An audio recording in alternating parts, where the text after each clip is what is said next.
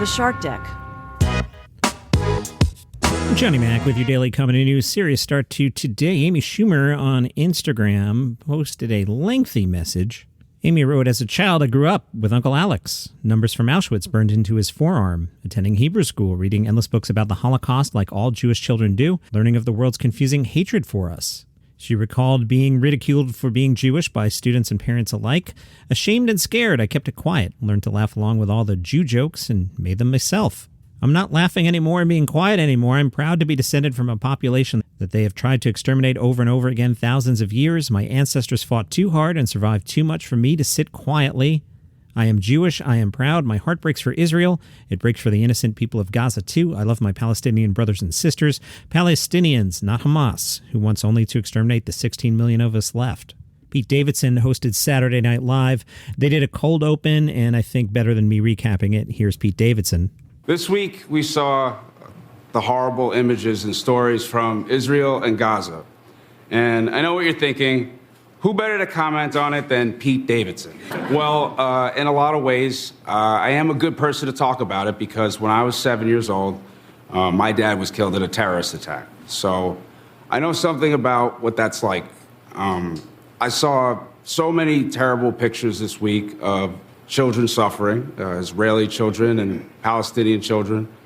And it took me back to a really horrible, horrible place. And, no one in this world deserves to suffer like that, especially not kids. Pete went on to say, my heart is with everyone whose lives have been destroyed this week, but tonight I'm going to do what I've always done in the face of tragedy, and that's try to be funny.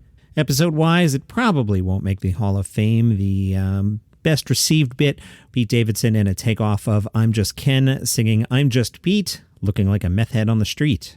More Pete Davidson news. Lionsgate has landed the U.S. rights to The Home. That is a thriller starring Pete Davidson.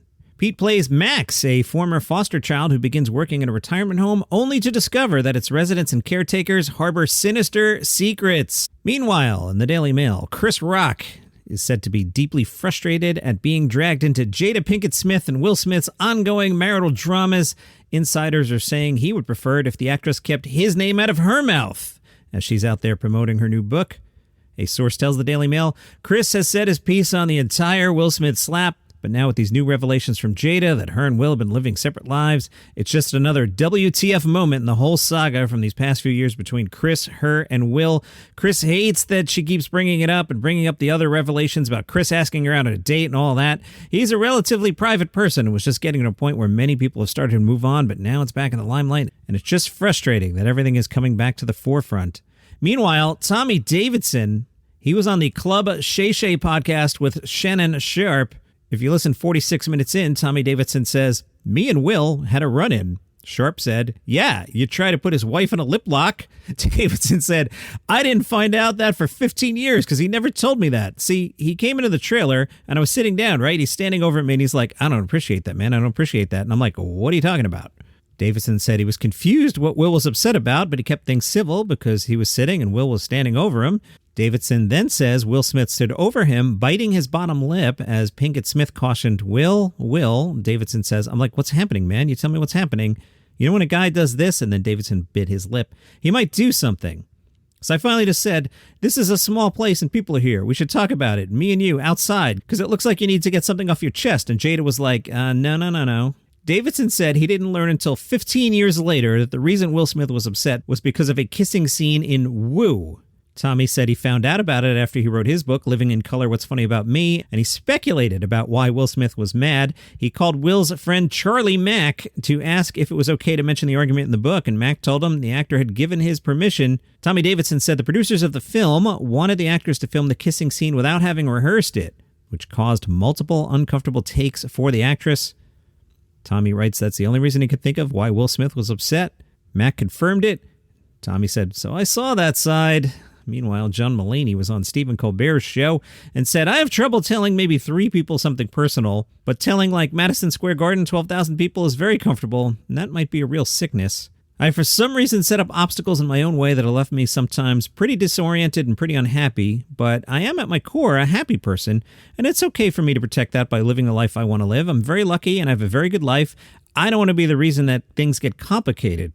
He told Colbert, "I was going through a lot, and it means a lot to me when you reached out. It was extra special in that way." Mulaney says his son Malcolm keeps him busy during the writer's strike. "We would walk to the donut shop, walk to the 7-Eleven to get scratch-off lottery tickets. He walks next to me, he wears a baseball hat, and we talk the whole time. Later in the day when he's asleep, I'll be talking to Olivia, and I'll be like, who was I talking about earlier that if we put that there, it'll blow it away? Oh, yeah, that was Malcolm." Over the weekend, there was the very first comedy fantasy camp in Hollywood. The LA Times caught up with Jay Leno and Adam Carolla before the event. The plan was for Harland Williams, Alonzo Bowden, Carolyn Ray, and others, plus special surprise guests. We'll see if anybody else turned up to be part of comedy fantasy camp. Adam Carolla said, "The idea for this came because I was always intrigued about the rock and roll fantasy camp. I was fascinated by all these big-name rock stars who would do the camp. I don't play an instrument, but I do stand-up, and they do a baseball fantasy camp, so why not a comedy fantasy camp?" Jay Leno said the plan was to teach people to be themselves and be relatable to the audience. You can't teach people to be funny, but you can help them be comfortable in their own skin, and then the jokes can flow naturally from there. Adam chimed in and said, "Jay's right. It's being comfortable with who you are. With music, you can hear yourself, and you know if you have any talent. I'm pretty sure Jimi Hendrix knew he was pretty damn good at playing guitar. But with stand-up comedy, you can't really hear yourself. You really need an audience to give you feedback." Jay said that's absolutely true. Also, stand-up comedy is not like music in a way when you think about this. It's not like everybody can play guitar like Jimi Hendrix, but anyone can talk into a microphone, right? So people think all the time they could be a stand-up comedian, but it's not as easy as just talking. Most comedians are writers. You have to be a writer and write your own jokes. I have been mentioning how much I enjoyed Mark Maron's interview on the WTF podcast with Tom Papa. Tom started talking about having an empty house. His kids are college age now and moved out, and I can absolutely relate to that. And Papa said, yeah, you look at it, you go, we did it. We did the thing. They're good kids. They're really great, but they don't live with me anymore. I don't have to do the day-to-day like that project, that 20-year project of being in the house, running the corporation. You have to just let them go. And I had a thing in my act where it was like, wait a minute, I did all this for you. I didn't want a house. I didn't want these animals. I don't even have friends. All my friends are your friends' parents. And now you're going to go? I should go. I hear so much of that top to bottom. Sir Billy Connolly talked to the BBC. He said he'll never give up live performances despite being diagnosed with Parkinson's. Billy Connolly is 80 now. He got diagnosed 10 years ago. He says of stand-up, it has the ability to cheer myself up, and I love it. I walk with a stick, and at airports I have to get the wheelchair. I hate being dependent to that degree, and I feel sorry for other people who are in wheelchairs and who have it worse than me. Billy says his wife Pamela helps him get dressed in the morning. I'm clumsy, and I lose my balance. I'm out of balance a lot, and I fall. I'm fed up with it. I think I have a good attitude to it. I say to the disease, I'll give you a break if you give me a break. We're nice to each other. Subscription service Wow Presents Plus has announced House of Laughs. The description, some of the funniest and fiercest LGBTQ plus comedians and drag queens deliver half-hour specials filled with hilarious and irreverent jokes. Some other performers, Joel Kim Booster and Cameron Esposito. I'm a big fan of both of them. Vulture did their 25 comedians you should know. Edie Modica is one of them, and they asked Edie, what unscripted or reality series do you think you'd excel at? Her answer, I want to start stuff on Love is Blind, fall in love with the pods, have the moment where we see each other for the first time, and as soon as we meet eyes, we're both like, it's you. It's always been you. Then at the first mixer with all the paired couple, I'll give Over the Pants, John, you should pre-read these things, favors to everyone's fiancés, and when they tell the girls what I did, I'll deny it. Pre-read these things, will you? You may know Edie from Jury Duty because she explained what's your proudest achievement of your comedy career so far, and the answer, Jury Duty. She plays the woman who is flirtatious with the guy who's on jury duty. You watch the show and you go, if I were on jury duty, yeah, she'd be the woman I'd be into for these 2 weeks sitting here. Yep, she did a great job on that show. And from Insider, a Generation Z comedian went mega viral trying to mock millennials, but it backfired miserably. All right, what happened, John? A Gen Z comedian satirized millennials for their attempts at a wedding video trend on TikTok. He went on to suggest that they like Hannah Montana, and he would chastise Gen Z about home ownership. This is Mark Itano. He goes by Snarky Marky. He's got 4.5 million followers on TikTok, and I'm recording a podcast in my basement. He posts comedy content, including parodies of the generational differences from Gen Z's take on tattoos to millennials on social media. Anyway, he posted a video which mocked millennials. A day later, he stitched his own video by playing a character that appeared to be a parody of those responding and introduced himself as an offended millennial. While in character, he said, worry about the fact that you can't read or write cursive, the fact that you don't know who Hannah Montana is, and the fact that you'll never be able to buy a home. That video got 3.1 million views. One viewer wrote, there's no way Hannah Montana's a millennial thing.